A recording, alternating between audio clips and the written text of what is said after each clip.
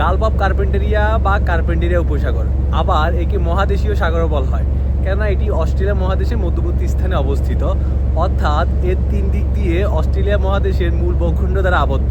Hello everyone, আসসালামু আলাইকুম। আমরা এখন আছি কার্পেন্টেরিয়া উপসাগরে। আজকের ভিডিওতে আমরা জানতে চেষ্টা করব কার্পেন্টেরিয়া উপসাগর সম্পর্কে। আশা করছি পুরো ভিডিওর সাথেই থাকবেন।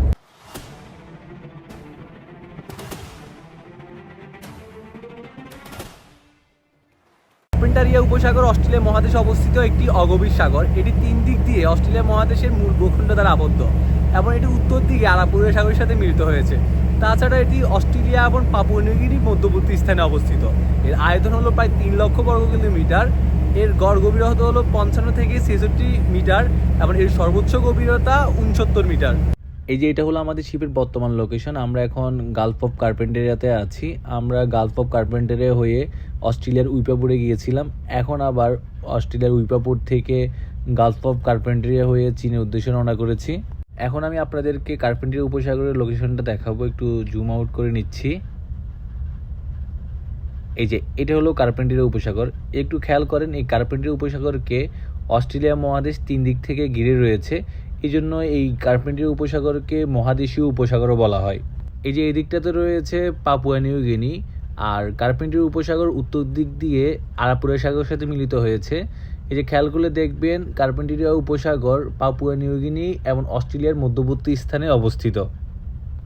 কার্পেন্টেরিয়া উপসাগরের ইতিহাস নিয়ে যদি বলি, এর গঠন প্রকৃতি কোয়াটানারি সময়ের সাথে সম্পর্কিত, যা সেনোজোয়িক যুগের শেষ অংশ, যা বর্তমান সময় থেকে প্রায় 2.6 মিলিয়ন বছর পূর্বে। আজ থেকে 18,000 বছর পূর্বে শেষ বরফ যুগের শেষ অংশে এই কার্পেন্টেরিয়া উপসাগর ছিল না, এটি ছিল শুকনো জমি। তখন ভারত মহাসাগর এবং প্রশান্ত মহাসাগরের পানি ছিল আলাদা।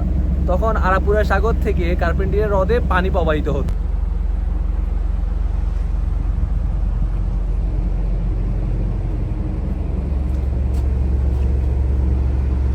এই উপসাগরের আশেপাশের অঞ্চলগুলোর আদিবাসীদের সমৃদ্ধ ইতিহাস রয়েছে। ইউলুনু এবং কায়াডিলটি নামক স্থানীয় জনগোষ্ঠী এখানে বসবাস করত। এই উপসাগরের বৃহত্তম দ্বীপ হলো গ্রুটে আইল্যান্ড। এটি অস্ট্রেলিয়ার উত্তরাঞ্চল থেকে 50 কিলোমিটার এবং ডারউইন থেকে 390 মাইল দূরে অবস্থিত। এর আয়তন হলো 2322 বর্গ কিলোমিটার। অবাক করার বিষয় হলো এই দ্বীপে এখনও অস্ট্রেলিয়ার আদিবাসীরা বসবাস করে। তবে বর্তমান সময়ে এটি পর্যটকদের জন্য উন্মুক্ত করে দেওয়া হয়েছে এবং দিন দিন এর পর্যটনের সংখ্যা বেড়েই চলছে। এই যে এটা হলো কার্পেন্টেরিয়া উপসাগর, আর এটা হলো গ্রুটে আইল্যান্ড। আমি এখন আপনাদেরকে গ্রুটে আইল্যান্ডটি জুম করে দেখাচ্ছি।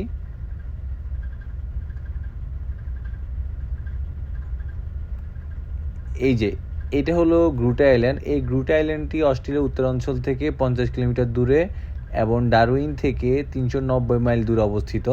এখন আমি আপনাদেরকে ডারউইনটা দেখাচ্ছি।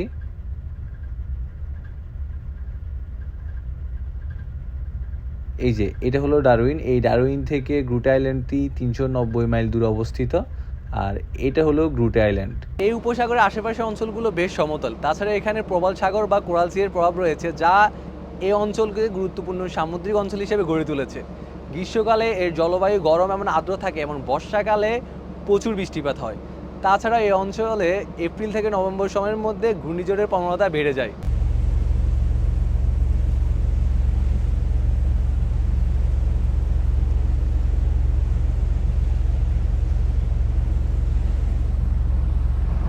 কার্পেন্টেরিয়া উপসাগর কয়েক শতাব্দী ধরে তেমন গুরুত্ব পায়নি বা সেভাবে ব্যবহৃত হয়নি।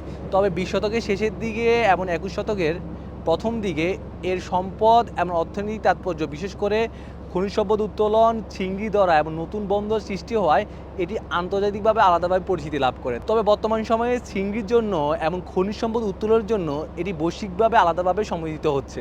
ফলে 2005 সালের পর থেকে ইন্দোনেশিয়ার মাছ ধরার জাহাজগুলো অবৈধভাবে এই অঞ্চলে প্রবেশ করে এবং অবৈধভাবে মাছ শিকার করতে থাকে এবং দিনে দিনে এই সংখ্যা বাড়তে থাকে। তবে বর্তমান সময়ে কর্তৃপক্ষ গুরুত্বপূর্ণ পদক্ষেপ নেওয়ায় এখন তা কিছুটা হলেও প্রতিরোধ করা সম্ভব হয়েছে। এই গুটি আইল্যান্ডে মিলনার বে নামক একটি বৃহত্তর বন্দর রয়েছে, সেটা আমি আপনাদেরকে জুম করে দেখাচ্ছি।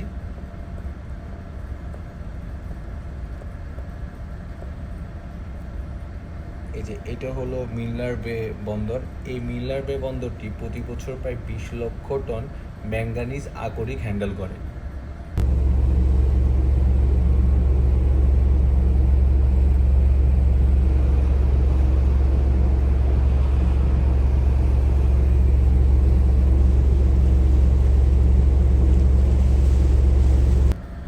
এই কার্পেন্টারি উপসাগরের আরেকটি গুরুত্বপূর্ণ বন্দর হলো কারুম্বা বন্দর।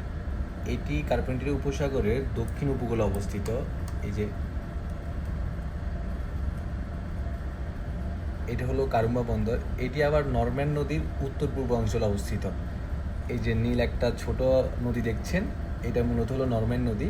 এই নরম্যান নদীর উত্তর পূর্ব উপকূলে অবস্থিত হলো এই কারুম্বা বন্দরটি। এটি একটি ছোট বন্দর, বাট এটিতে কয়েকটা ঘাট এবং স্টোরেজ রয়েছে।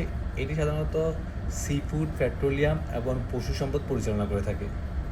এই সবগুলো বিষয় বিবেচনা করলে দেখা যায় যে কার্পেন্টারি উপসাগরের গুরুত্ব দিন দিন বেড়ে চলেছে। তো কার্পেন্টারি উপসাগর নিয়ে করা ভিডিওটি এখানে শেষ করব। আশা করছি ভিডিওটি আপনাদের ভালো লেগেছে এবং নতুন কিছু জানতে পেরেছেন। তো ভিডিও যদি আপনাদের ভালো লাগে থাকে তাহলে আশেপাশে মানুষের সাথে শেয়ার করতে পারেন। আর সবসময় আমি এই টাইপের ভিডিওগুলো করে থাকি। ভিডিও যদি আপনাদের ভালো লাগে তাহলে সেলর সাইন পেজটি ফলো দিয়ে রাখতে পারেন। তাছাড়া সবগুলো সামাজিক যোগাযোগ মাধ্যমে সেলর সাইন নাম আমাকে পেয়ে যাবেন। আশা করছি সেগুলোর সাথে কানেক্টেড থাকবেন। তো সবাই ভালো থাকবেন, সুস্থ থাকবেন, আশেপাশে মানুষজনের খেয়াল রাখবেন। ধন্যবাদ সবাইকে।